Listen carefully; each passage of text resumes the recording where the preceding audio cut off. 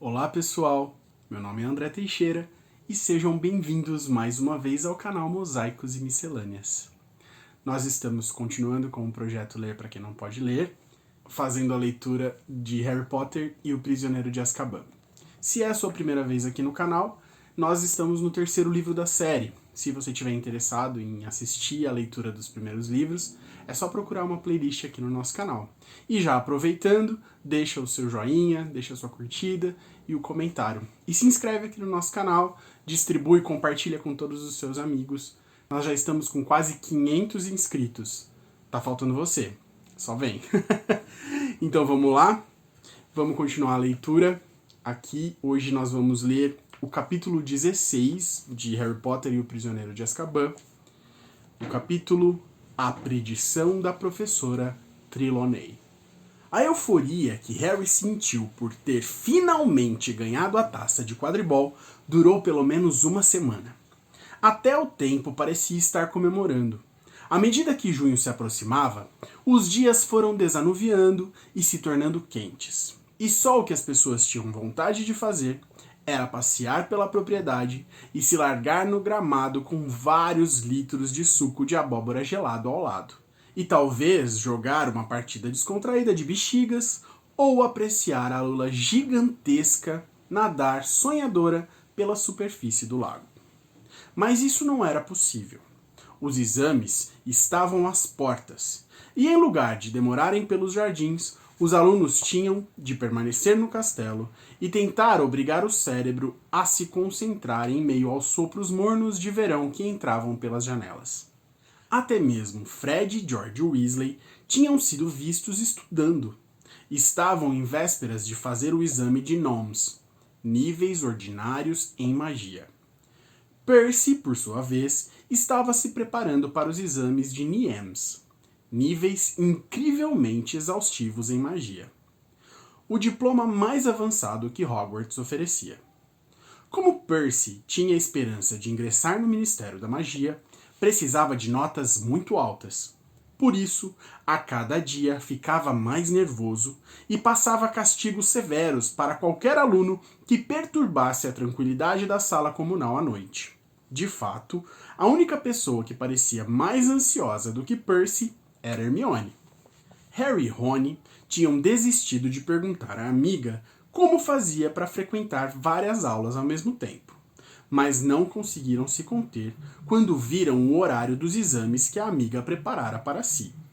Na primeira coluna lia-se: segunda-feira, 9 horas, aritmancia. 9 horas, transformação. Almoço. 13 horas, feitiços. 13 horas, runas antigas. Hermione? Perguntou Rony com muita cautela, porque ultimamente ela era bem capaz de explodir se a interrompiam. Você tem certeza que copiou esses horários direito? Quê? Retrucou Hermione com aspereza, apanhando o horário de exames para conferi-lo. Claro que eu copiei. Será que adianta perguntar como você vai prestar 2 exames na mesma hora? Perguntou Harry. Não, respondeu Hermione impaciente. Algum de vocês viu o meu livro Numerologia e Gramática? Ah, eu vi. Apanhei emprestado para ler na cama antes de dormir, disse Rony, mas bem baixinho. Hermione começou a remexer um monte de rolos de pergaminho que tinha sobre a mesa, à procura do livro. Nesse instante, ouviram farfalhar a janela, e Edviges entrou com um bilhete bem seguro em seu bico. Ah, é do Hagrid, disse Harry abrindo o bilhete. É o recurso de Bicuço. Está marcado para o dia 6. É o dia em que terminaremos os exames, disse Hermione, ainda procurando o livro de aritmancia por toda a parte. E eles vêm aqui para o julgamento, disse Harry, continuando a ler o bilhete. Alguém do Ministério da Magia e o Carrasco. Hermione ergueu a cabeça assustada. Vão trazer o Carrasco para o julgamento do recurso? Mas assim parece que eles já decidiram. Parece, disse Harry lentamente. Mas não podem fazer isso, bradou Rony. Gastei séculos lendo para Hagrid o material que havia. Não podem simplesmente desprezar tudo. Mas Harry teve a terrível sensação de que a comissão para a eliminação de criaturas perigosas já tivera a opinião formada pelo Sr. Lúcio Malfoy. Draco, que andava visivelmente moderado desde a vitória da Grifinória na final de quadribol, nos últimos dias parecia ter recuperado um pouco da sua antiga arrogância. Pelos comentários desdenhosos que Harry ouvia, Malfoy tinha certeza de que Bicuço ia ser eliminado, e parecia satisfeitíssimo consigo mesmo por ter provocado tal efeito. Nessa ocasião, Harry fazia um esforço enorme para não imitar Hermione e meter a mão na cara de Malfoy. E o pior de tudo era que os garotos não tinham tempo nem oportunidade de ir ver Hagrid, porque as novas e rigorosas medidas de segurança continuavam em vigor, e Harry não recuperara a capa da invisibilidade que deixara na entrada da bruxa de um olho só. A semana dos exames começou e um silêncio anormal se abateu sobre o castelo. Os alunos do terceiro ano saíram do exame de transformação na hora do almoço, na segunda-feira, cansados e pálidos, comparando respostas e lamentando a dificuldade das tarefas propostas, que incluía transformar um bule de chá em um cágado.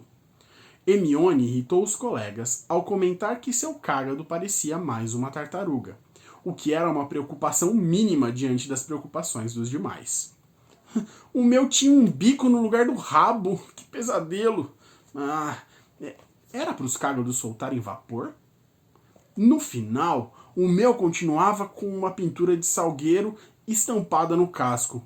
Vocês acham que eu vou perder pontos por isso? Depois de um almoço apressado, os garotos voltaram direto para cima para fazer o exame de feitiços. Hermione estava certa. O professor Flitwick realmente pediu feitiços para animar. Harry exagerou um pouco nos dele, por puro nervosismo. E Rony, que era seu par, acabou com acessos de riso histérico e precisou ser levado para uma sala sossegada, onde ficou 1 hora até ter condições de fazer o exame. Depois do jantar, os alunos voltaram às salas comunais, não para relaxar, mas para começar a estudar Trato das Criaturas Mágicas, Poções e Astronomia.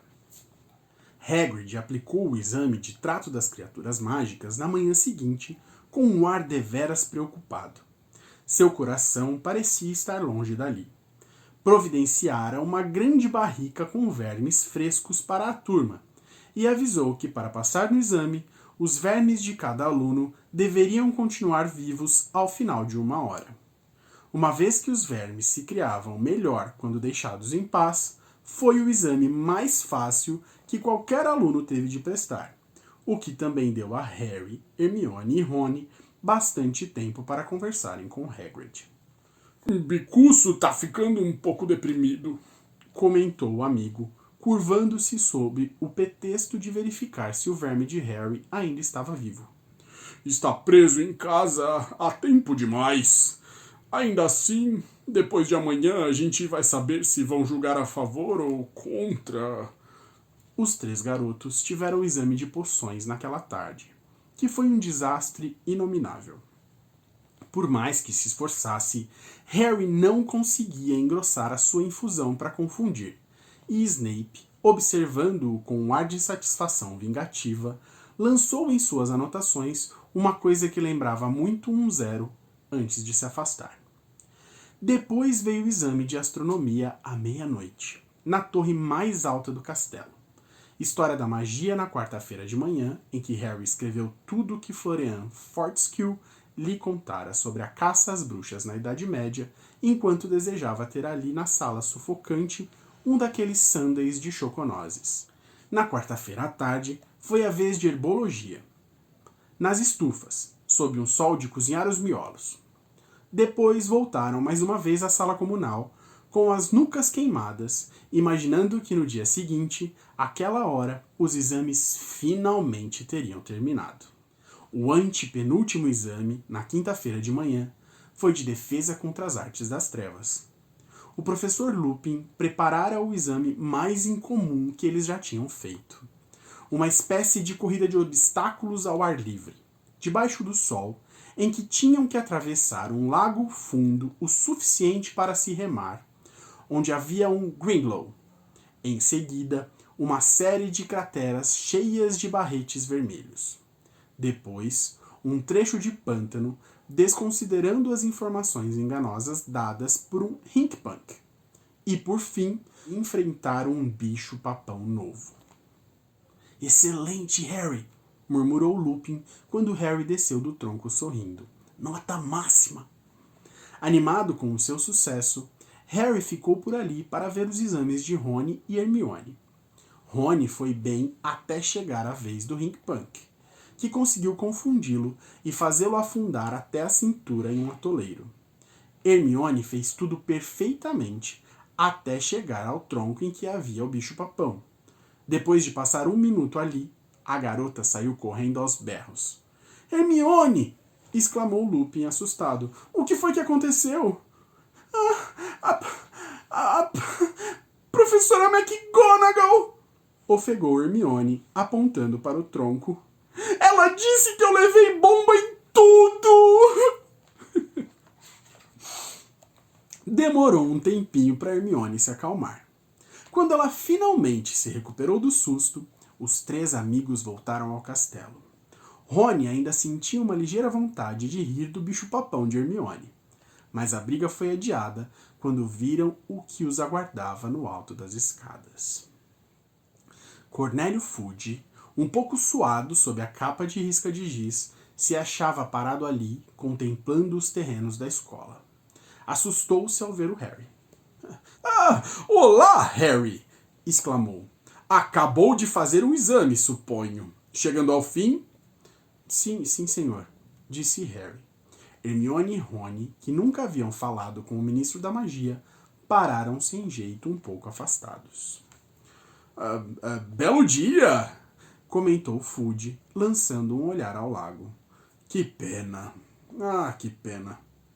O ministro soltou um profundo suspiro e olhou para Harry. Estou aqui em uma missão desagradável, Harry.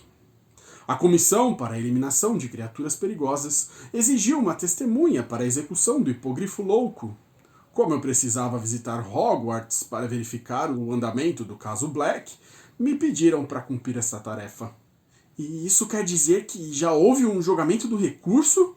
Interrompeu Rony, adiantando-se. Não foi. Foi marcado para hoje à tarde, respondeu Fudge, olhando curioso para o Rony.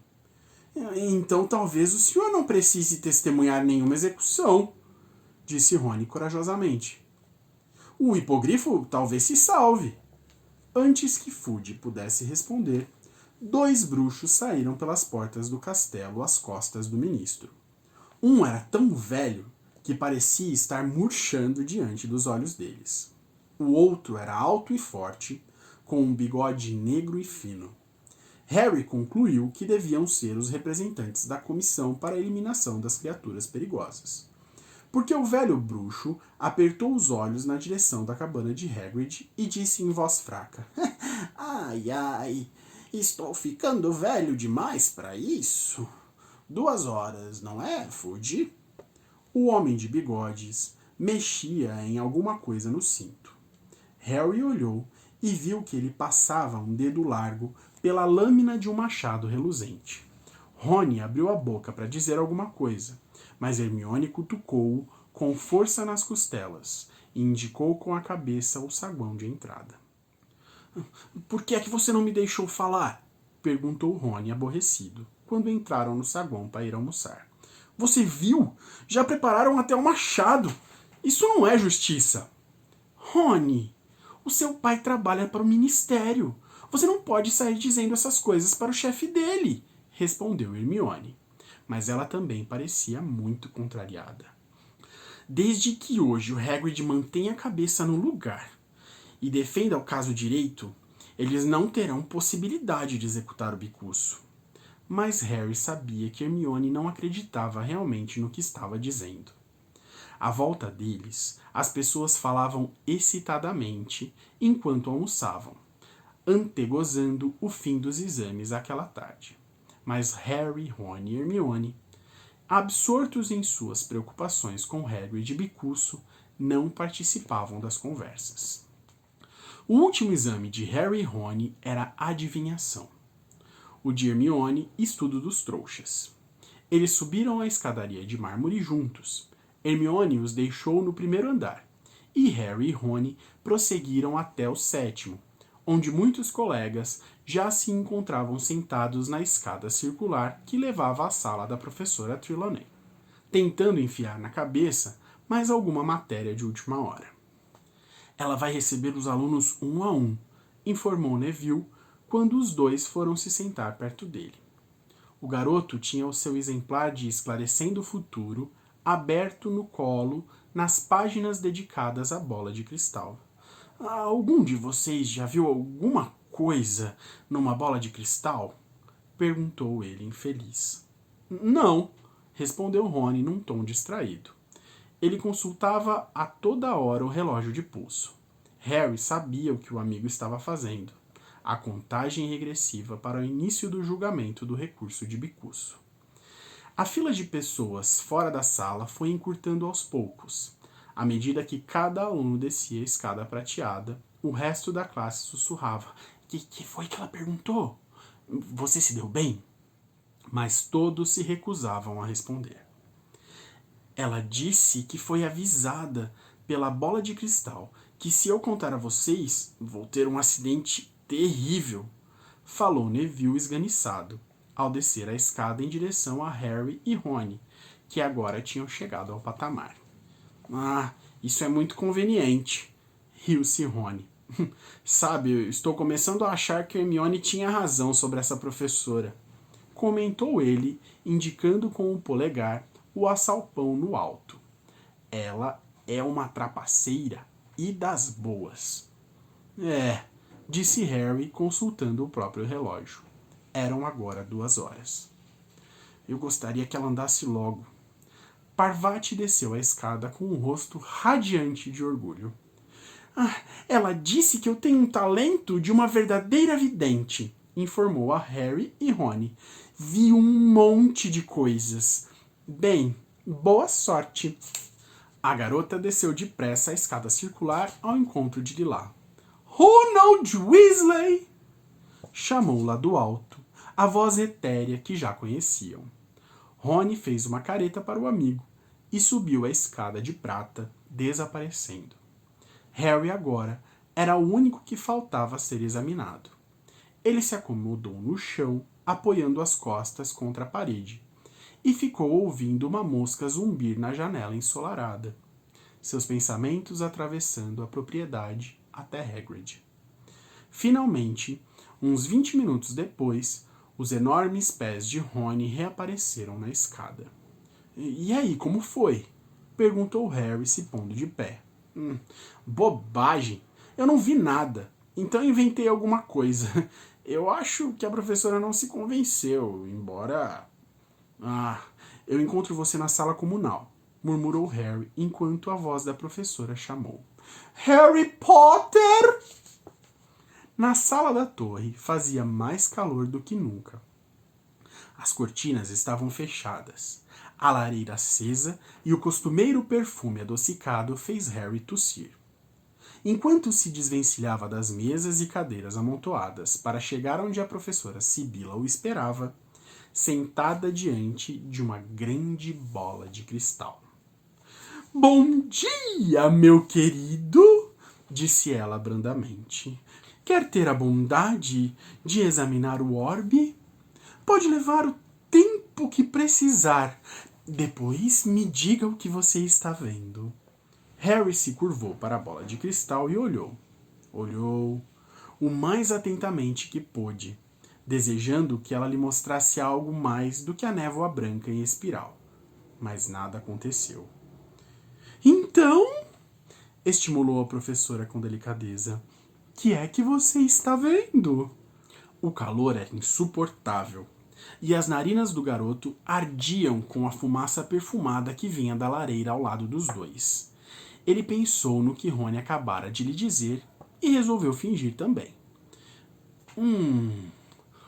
Uma forma escura. Como se parece? sussurrou a professora. Pense bem. Harry vasculhou a sua mente à procura de uma ideia e deparou com o bicuço. Um hipogrifo. Um hipogrifo, disse com firmeza. Realmente? Sussurrou Sibila, tomando notas com entusiasmo no pergaminho sobre seus joelhos.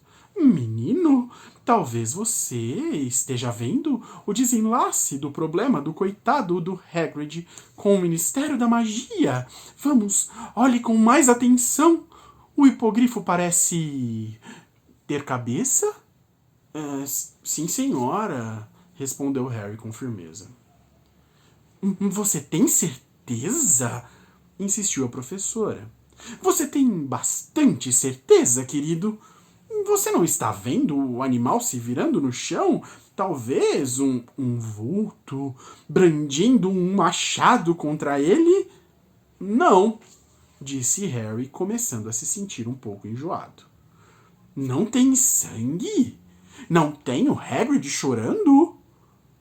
Não, respondeu Harry de novo, querendo mais do que nunca escapar da sala e do calor. Ele tá bem, ele tá voando. A professora Sibila suspirou. Bem, querido, vamos parar por aqui. Um resultado decepcionante. Mas eu tenho certeza que você fez o melhor que você pôde. Aliviado, Harry se levantou, apanhou a mochila e se virou para ir embora. Mas então ouviu uma voz alta e rouca às suas costas. Vai acontecer hoje à noite! Harry se virou depressa. A professora ficara dura na cadeira. Seus olhos estavam desfocados. A sua boca afrouxara. Desculpe, disse Harry. Mas Sibila não parecia ouvi-lo. Seus olhos começaram a girar. Harry se sentiu invadido pelo pânico. Ela parecia que ia ter uma espécie de acesso. O garoto hesitou, pensando em correr até a ala hospitalar. E então a professora tornou a falar, com a mesma voz rouca, muito diferente de sua voz habitual. O Lorde das Trevas está sozinho e sem amigos, abandonado pelos seus seguidores. Seu servo esteve acorrentado nos últimos 12 anos. Hoje à noite, antes da meia-noite, o servo vai se libertar e se juntar ao seu mestre. O Lorde das Trevas vai ressurgir com a ajuda de seu servo, maior e mais terrível do que nunca. Hoje à noite, o servo vai se juntar ao seu mestre. A cabeça da professora se pendurou sobre o peito. Ela fez um ruído gutural. Harry continuou ali, os olhos grudados nela. Então, de repente, a professora Sibila aprumou a cabeça. Desculpe, querido. Disse com uma voz sonhadora. O calor do dia, entende? Cochilei por um momento. Harry continuou parado, os olhos grudados nela. Algum problema, querido? A senhora acabou de me dizer que o Lorde das Trevas vai ressurgir e que seu servo está indo se juntar a ele. A professora, Sibila, pareceu completamente surpresa. O Lorde das Trevas? Aquele que não deve ser nomeado? Meu querido, isso não é coisa que se brinque. Ressurgir, realmente? Mas a senhora acabou de dizer isso. A senhora disse que o Lorde das Trevas... Acho que você deve ter cochilado também, querido, disse a professora Sibila. Eu realmente não me atreveria a predizer uma coisa tão incrível como essa. Harry desceu a escada de corda, depois a circular, pensativo. Será que acabara de ouvir a professora Sibila fazer uma predição de verdade? Ou será que isso era a ideia da professora ter um fecho impressionante para os exames? 5 minutos depois, ele estava passando apressado pelos trasgos de segurança à entrada da torre da Grifinória. As palavras da professora Trelawney ainda ecoando em sua cabeça. As pessoas cruzavam por ele, rindo e brincando, a caminho dos jardins e da liberdade há muito esperada. Quando ele alcançou o buraco do retrato e entrou na sala comunal, o lugar estava quase deserto. A um canto, ele viu Rony e Hermione sentados. A professora Sibila, começou Harry ofegante. Acabou de me dizer, mas parou abruptamente ao ver os rostos dos amigos.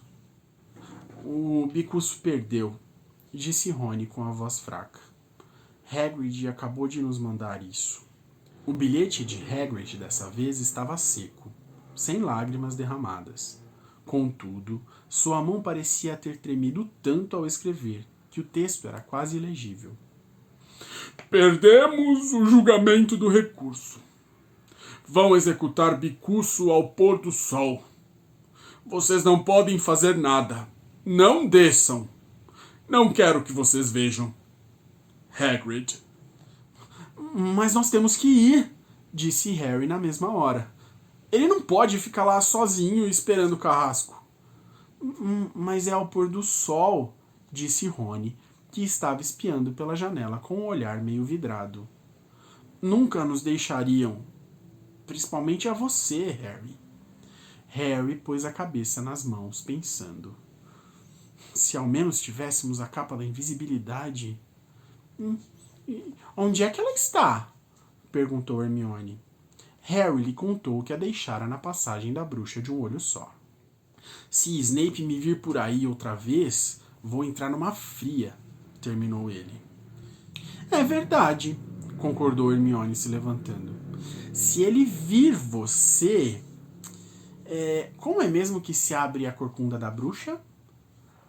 A gente dá uma pancada e diz... Dissendium, disse Harry. Mas... Hermione não esperou o resto da frase. Atravessou a sala, empurrou o retrato da mulher gorda e desapareceu de vista. Não acredito que ela tenha ido buscar, exclamou Rony, acompanhando-a com o olhar. Dito e feito. Hermione voltou 15 minutos depois, com a capa prateada dobrada com cuidado sob as suas vestes.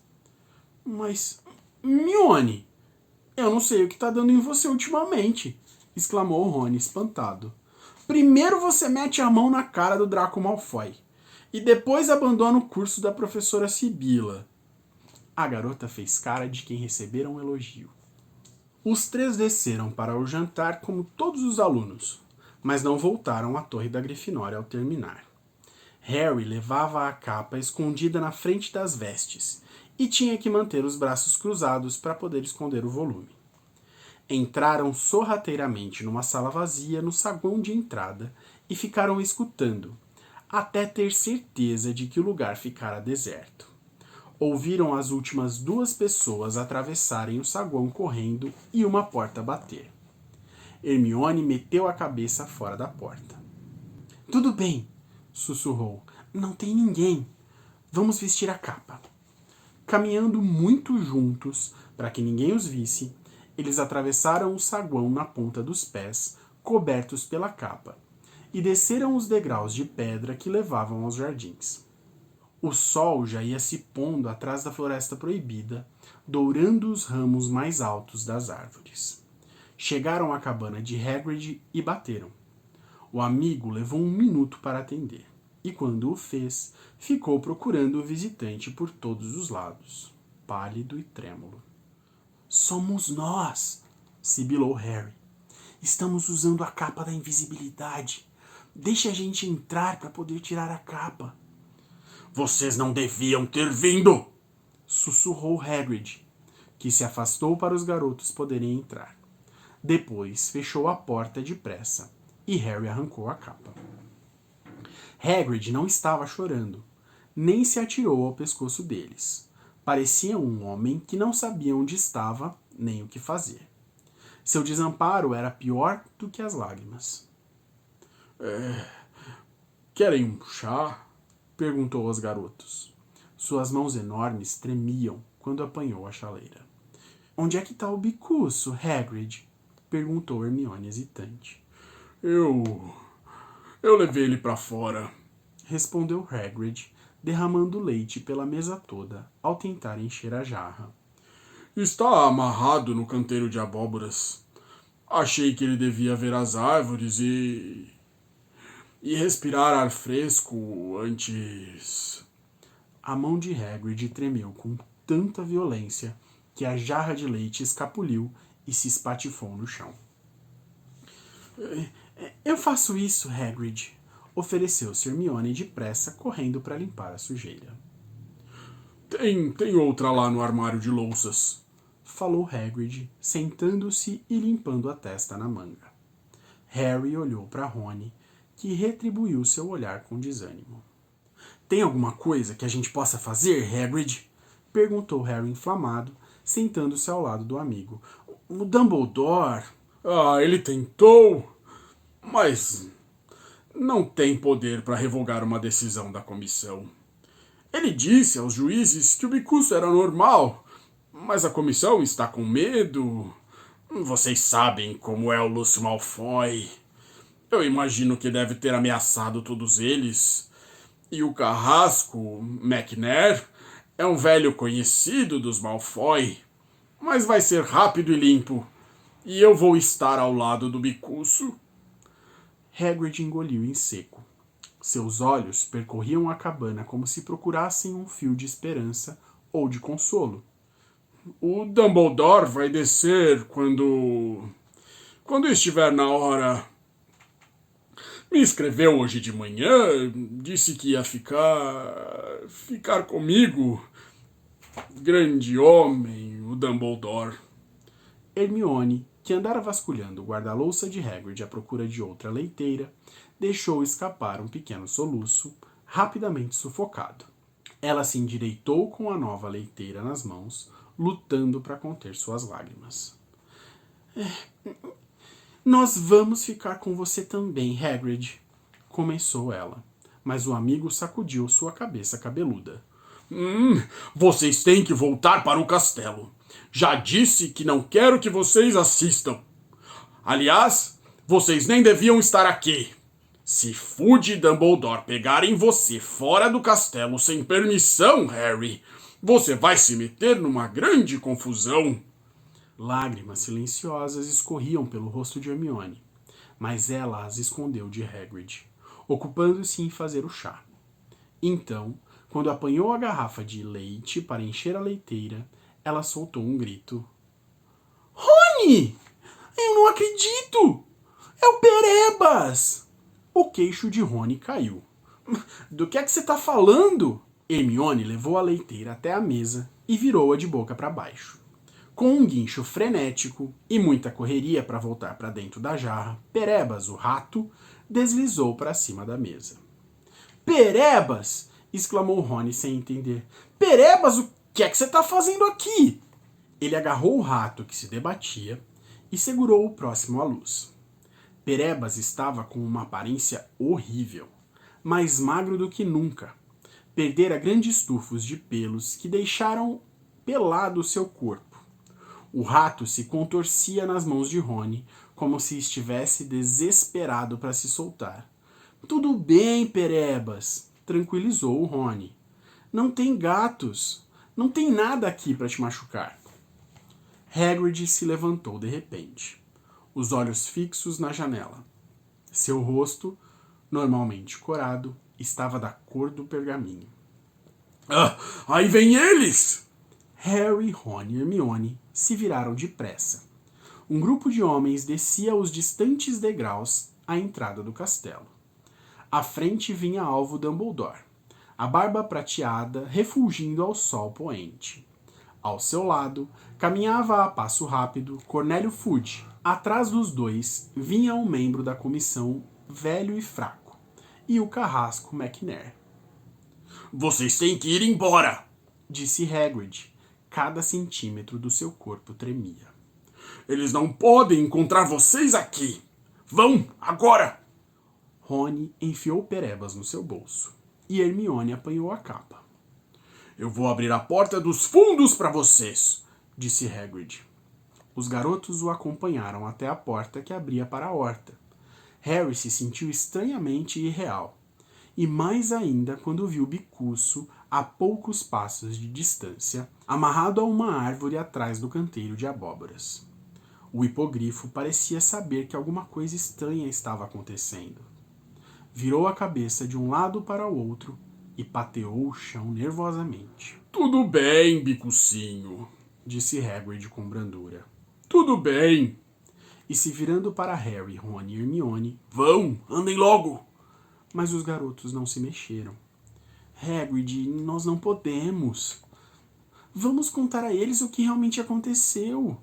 Eles não podem matar o Bicuço.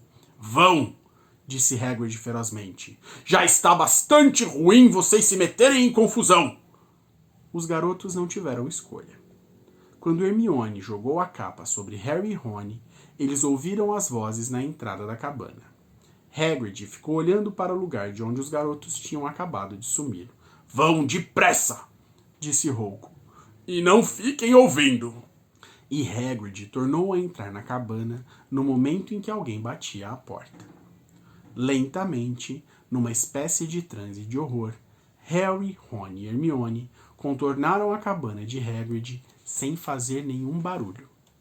Quando chegaram do outro lado, a porta de entrada se fechou com uma batida seca.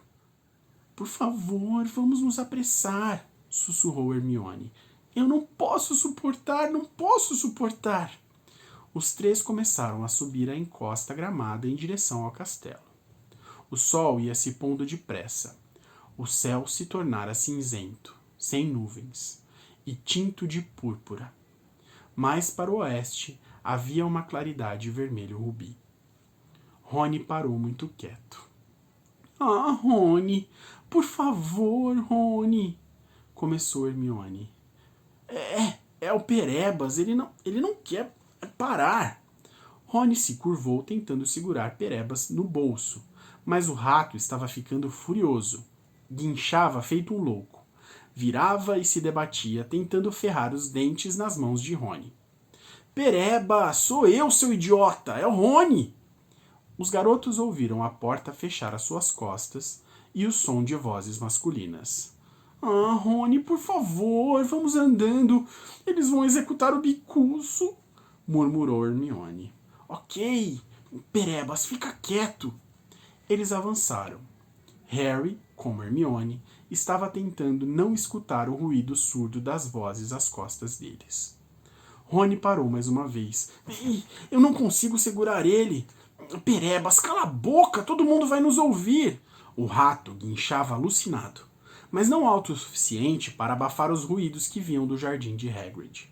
Ouviu-se um rumor indistinto de vozes masculinas, um silêncio e então, sem aviso, o som inconfundível de um machado cortando o ar e se abatendo sobre o alvo.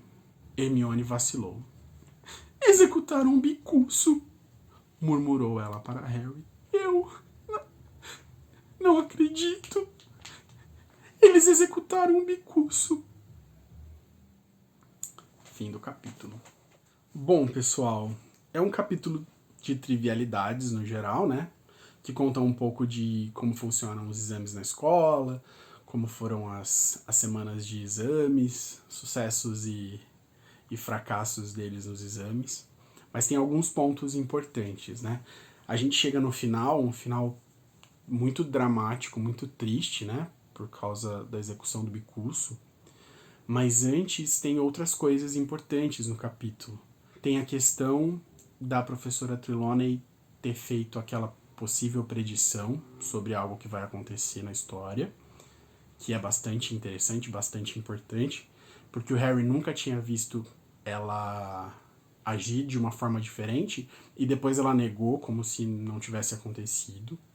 Tem a figura do Cornélio Fudge, do Ministro da Magia, que vai sendo construída, a gente vai construindo essa antipatia por ele, né? Alguém vendido, tem o Malfoy que faz e desfaz dentro do Ministério da Magia na prática, né? Então a influência e o dinheiro do Malfoy fazem diferença aí no mundo bruxo. E isso vai deixando a gente incomodado na história, né? Fazendo muita referência ao nosso mundo, na verdade, né? Essa similaridade toda. E aí, por fim, culmina na execução do Bikusu, que é uma cena muito triste. A gente não vê a cena, né? Ela não descreve a cena, mas os meninos ouvem e a dor da perda do animal e a dor do amigo é algo que mexe muito com eles, né? E mexe muito com a gente. É um capítulo com um final bem triste. Mas a história ainda tem bastante coisa aí pra se desenrolar, né? E o Rony achou o Perebas escondido, fugindo de alguma coisa dentro do jarro, dentro da leiteira. Eu espero que vocês continuem lendo aí a história, que é o meu livro favorito da série. Eu gosto muito desse livro, dos desenrolares da história. Espero que vocês gostem bastante do que tem aí pra frente, assim como eu gosto, tá bom? Espero que vocês tenham gostado também da leitura. Muito obrigado por assistir até aqui. Um beijão e até a próxima. Tchau, tchau.